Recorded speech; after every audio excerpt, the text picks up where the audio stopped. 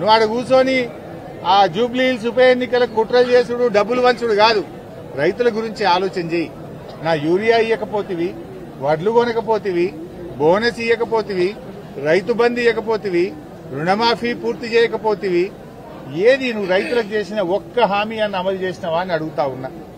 ఇకపోతే ఈ మార్కెట్లో రాత్రిపూట అన్ని పందులు మేకలు బాగా ఇబ్బంది పడుతున్నారు. రైతులు చెప్తా ఉన్నారు, రాత్రి ఇండే పడుకుంటున్నాం సార్ చలిలా, రాత్రిపూట పందులు వస్తున్నాయి, మార్కెట్లా మేకలు వస్తా ఉన్నాయి, బాగా ఇబ్బంది ఉంది, ఇక్కడ సెక్యూరిటీ లేదు, మార్కెటింగ్ అధికారులు పట్టించుకోవడం లేదని కూడా రైతులు తమ ఆవేదన వ్యక్తం చేస్తా ఉన్నారు.